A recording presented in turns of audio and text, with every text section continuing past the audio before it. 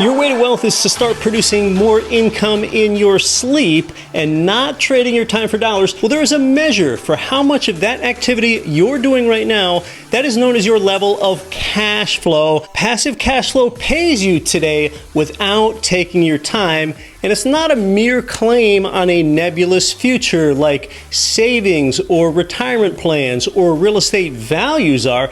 So let's look at just what cash flow is, how to quantify yours so that you can build it up and live an amazing life while you're actually young enough to enjoy it. To buy a tricked out RV or celebrate your anniversary in Venice or maybe walk on the moon before you die or even give like a mega philanthropist virtually anything you want. And I'd like to think that by the end of this video, this will be the most important resource you have ever seen for living an amazing life. Let's start off really basic and then we'll go further. Hi, I'm Keith Weinhold. This is GRE. Now, if you own a rental property that has $2,000 of monthly rent income and you have $1,800 worth of monthly expenses, well, then your cash flow is $200 per month. Understand, most real estate agents don't even know what cash flow is or where it came from. They don't understand what I just explained, as simple as that was. And that doesn't make agents bad. It's just that most agents help transact for primary residences and not rental properties. So this $200 of yours is liquid. This $200 is special. Not only can you take a lot of tax deductions against your rent income, but that's an extra $2,400 per year that you can spend or reinvest now while you're actually young enough to enjoy it. And by the way, I've got to admit that even as a college graduate that also had some grad school, I did not know what the term cash flow meant until I started investing in real estate. Now, I called your $200 per month different and special. See, it's better than $200 going into most retirement plans, which you must also pay tax on at retirement, or even better than increasing your rental property's value by $200. And why? That is because your $200 of cash flow is liquid. Therefore, you can use it now. It is in your pocket today, and you can even use it before it is debased by inflation. Think of cash flow like a flowing stream. This stream flows to you monthly. Now, converse to that, think about an extra $200 that's locked into a retirement plan. It is a lake. In fact, it is a frozen lake. See, your money there is difficult to access. In fact, call it a frozen lake with ice so thick that you could drive your car onto it. Often with retirement plans, you'd have to pay taxes and penalties if you want to spend those funds before old age. Even property value or property equity has its limits. An extra $200 in your property value, well, in order for you to access that, you'd have to either sell it or you'd need to prove to a bank that you qualify to tap your equity, and you'd have to pay fees and pay an interest rate. Unlike your day job, your $200 of monthly cash flow recurs whether you show up and get involved with the property that month or not, making most months passive for you, grow wealth in your sleep stuff.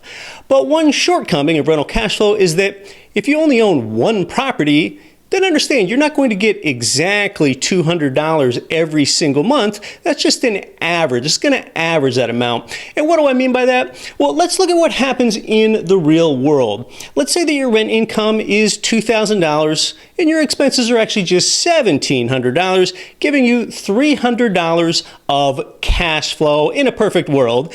And by the way, you might remember that I like to use an easy way to remember all of your rental property expenses: mortgage and VIMTUM, vacancy, insurance, maintenance, tax, which is property tax, utilities, and management. It's that maintenance one that can vary. Most months, your maintenance cost is probably going to be zero on one rental property, but let's look at what really happens. And you know what else is really cool about real estate numbers? They've often got these little dollar signs next to them. That is money. And if that still didn't pique your interest in numbers, we're talking about your money that you don't have to work for. So numbers get really interesting and they're simple. So, okay, from January to May, you might get $300 of cash flow evenly every single month. But in June, let's say that a tree in the yard of your rental property falls on the wooden fence and it costs $800 for you to have the tree removed and have the fence fixed. Well, you can see that this now brings your cash flow down to negative $500 for June. $2,000 of rent income minus $2,500 of expenses. And then for the next few months, you return to positive $300. And then in October, say you had to pay someone to have the leaky kitchen faucet removed and replaced, and that cost you $400. So you're minus $100, negative $100 of cash flow for October. Now, as you can see, this comes out to $2,400 annually. That's why your positive cash flow averages $200 per month. Well, what about property hazard insurance? That's one expense that you're paying on your rental property in our example. Wouldn't that help you pay for the tree and the faucet? Well, in this real life example, we'll say your insurance deductible is $1,000, meaning you have to pay the first $1,000 per incident before you can make an insurance claim anyway. That's just how it goes with rental property sometimes. Hey, well, if you approve of the content so far, go ahead and put a YouTube like on the video here. I've got more for you in our simple cash flow example. I'd really appreciate the like. Let's take a quick look at the strict definition of cash flow first. It is the total amount of money transferred into and out of a business, especially as affecting liquidity. Yes, your rental real estate should be thought of as a business, and true to the definition, we're discussing liquidity here, not illiquid investments, streams rather than lakes. Now, is your professionally managed rental property passive income? You often hear this sort of claim or promise of passive income, making money in your sleep.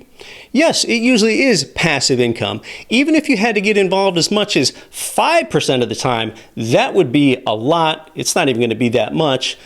Conversely, your day job grind, that might be 95% active income from work and 5% passive income like your holidays and your vacations, where your rental property is closer to the inverse, 95% passive income and 5% active income. This is exactly how you start to create a lifestyle by design. All right, well, what about this fact, though, that it's only $2,400 per year of passive income? How is that going to move the meter in your life? Oh, it moves the meter faster than you think for so many reasons. First of all, I have only used the example of one small property's modest cash flow, like one single-family rental home. Second, there's no limit to the number of properties that you can own, and the more that you get, this snowballs. As you compound your cash flows, you're more quickly able to build down payments for subsequent properties, and compound interest has nothing on compound cash flows. And then third, your $200 of cash flow each month, that grows substantially faster than the rate of inflation over time because your biggest expense, your mortgage principal and interest, that stays fixed. Inflation can't touch it. And then you can also refinance to a lower mortgage rate if and when rates go down, and it really makes your cash flow grow faster. Compound interest held in a frozen lake, it just cannot compete with these compound cash flows, that stream delivered to you in liquid form every month. And then a fourth reason is that adding more properties over time, it helps your cash flow be more stable. That's how this all makes more of an impact. So if you've got 10 properties and a leaky faucet needs to be replaced at one of your properties in October, well, then you hardly feel it in that cash flow because you've got 10 sets of incomes and 10 smaller sets of expenses. It's spread around. So the more properties, the more stable your cash flow. Now let's measure your cash flow some more. If you've got $2,400 of annual cash flow from this one property. Again, real estate math is just so easy. It's just knowing about which numbers to use.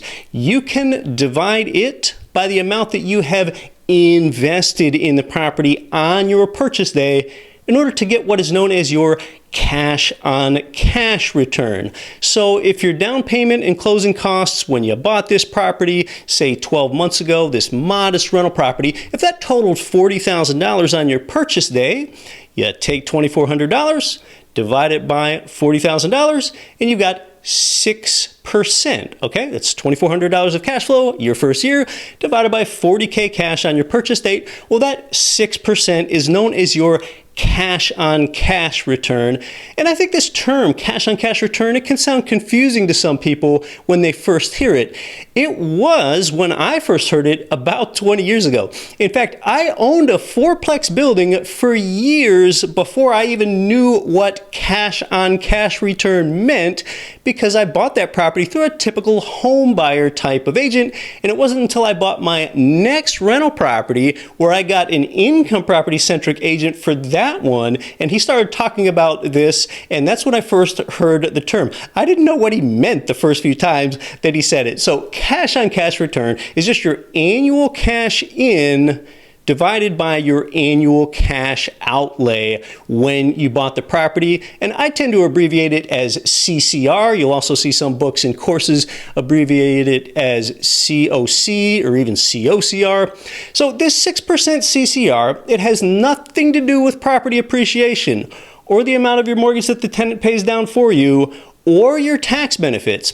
In fact, this 6% return, that is just one of 5 ways real estate pays. Yeah, real estate pays 5 ways. That is a concept that I coined around 2015. And when you add your 6% return to the other 4 ways that you're paid, your total rate of return is often 30% to 40% or more every single year without taking any sort of inordinate risk. That's how real estate has made more ordinary people wealthy than anything else.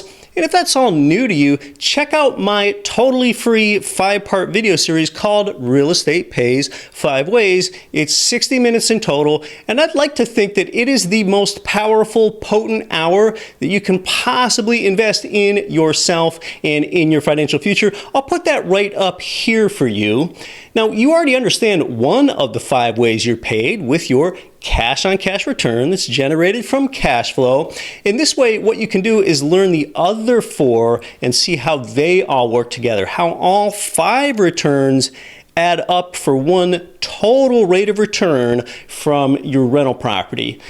Now, learning and studying is good, but the real learning begins when you own a rental property yourself. So think big, but start small. So I created something born out of necessity. You know, for years, people asked me, like, where do I actually find rental properties conducive to creating this cash flow for me and that pays me 5 ways? And that is at GRE Marketplace.